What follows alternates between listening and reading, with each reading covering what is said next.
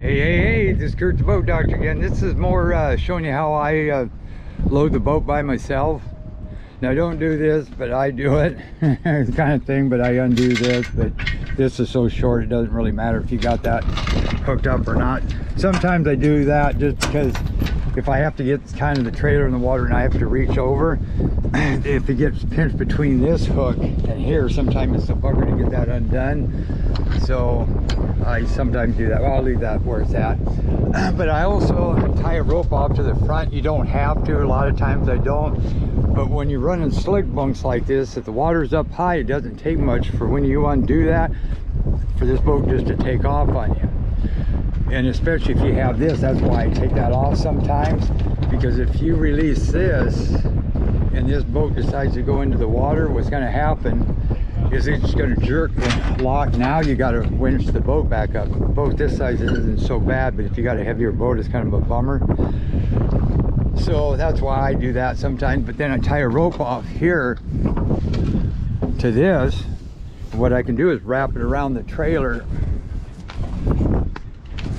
like this. And then of course I'd probably go on that side and I'd take that tension off and then wrap it like this.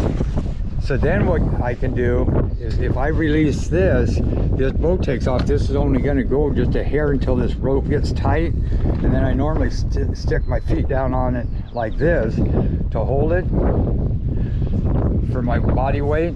So that way it stops, and then I can unhook this, and then I have this right here where I can go like this, undo that and grab this, and then I also now got my front line so I can hang on to this real quick and get down there, and I got a bow line. Or when I'm on the water, sometimes if I can stop it, I can also use this line. I figured the length of the boat, how much rope I need to make it stop.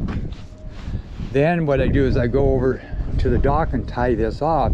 So when this thing comes off, it's going to still stop just before this boat comes off of the trailer. Then I have this rope. I have one rope that I just push through here on this cleat, and then I put my bumpers on top so it ties this rope here in so it doesn't pop out. But sometimes what you can do is the same token. You take this and then you figure how much rope you're going to need, then you tie this off as well as that one if you had to. That way that boat's going to stop, and if this back end went out, I could just pull it in real quick. Then I can take this, if I had to, run it through the dock and just come up here, and it will at least hold it till I can get this tied off. And I'll show you that when I'm down at the water. So the idea with one rope, a lot of times I just use this. I don't use that front one. I just put it there in case this thing does slide off. But with one rope, I can take the slack up like this. And then if that back end decides to blow out, I can pull it in. Maybe the front did, I can pull it in. And then I have this rope. So then I can just run this underneath the dock and then come back to this. And go like that, and then the same thing on the back. I could run it down into the dock and then run it back up like this to tie it off. But if I'm by myself, I'd like to have a cleat up right in this area somewhere, a pop-up cleat.